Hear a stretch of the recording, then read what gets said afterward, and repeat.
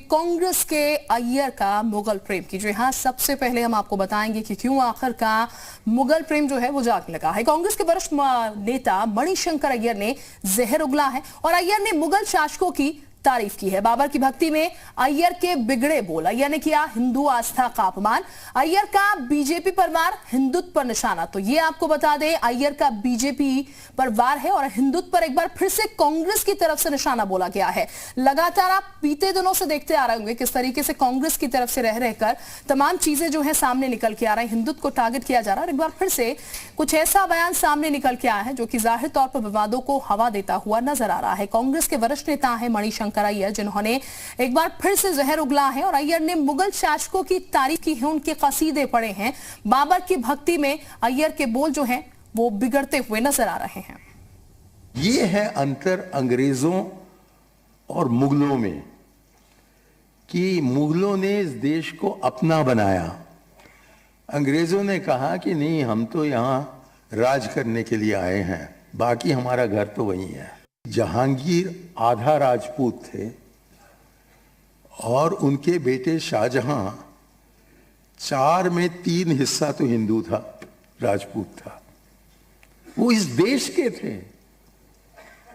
और ये कहना कि बाबर की औलाद इसलिए आपको यहां रहने की इजाजत ही नहीं है कि आप कैसे आए हो यहां, कि आपने हमारा गला काटा है।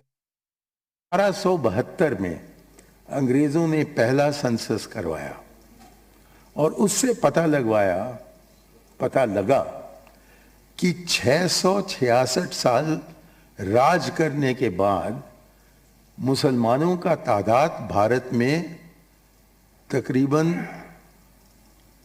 24% का था और हिंदुओं का 72% का था।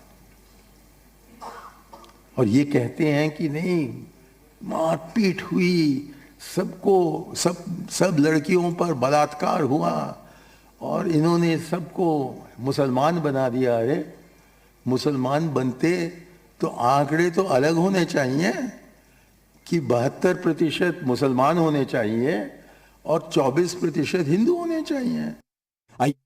तो देखिए शिल्पा, लगातार कांग्रेस की तरफ से ऐसी चीजें आखिर क्यों सामने आ रही हैं, बड़ा सवाल यहां पर खड़ा होता नजर आ रहा है। कभी सलमान खुर्शीद की किताब को लेकर विवाद होता है, वसीम रिजवी। आप देखिए इस तरह से कांग्रेस के नेता क्या बताना चाहते हैं। बीजेपी का पक्ष रखने के लिए समीर जी हमारे साथ जुड़ गए हैं। समीर जी, कांग्रेस के नेता का बाबर प्रेम जाग गया है, क्या कहेंगे आप?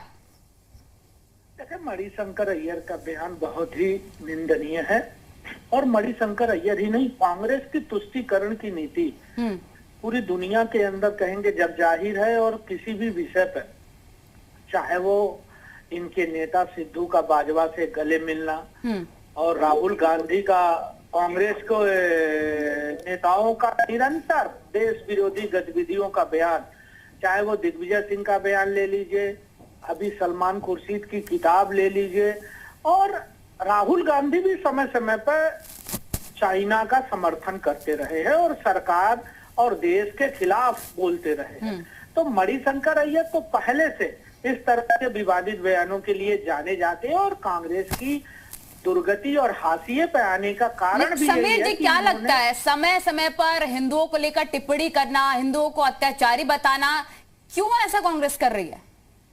देखिए, कांग्रेस की लीडरशिप करप्ट हो चुकी है। कांग्रेस की लीडरशिप एक तुष्टीकरण की नीति में शामिल है। उनको लगता है कि मुस्लिम वोट बैंक को खुश करने के लिए, जबकि कोई भी आदमी, चाहे इस देश का हिंदू होगा, मुसलमान होगा, कोई भी भारत का समर्थन करता है, भारत में रहने वाला आदमी, वो इनके बयानों से खुश नहीं होने वाला और कांग्रेस के साथ नहीं जाने वाला है। ठीक, कांग्रेस के साथ नहीं जाएंगे। समीर जी, मैं वापस लौटते हैं आपके पास। जावेद जी इस वक्त हमारे साथ कांग्रेस से जुड़ चुके हैं।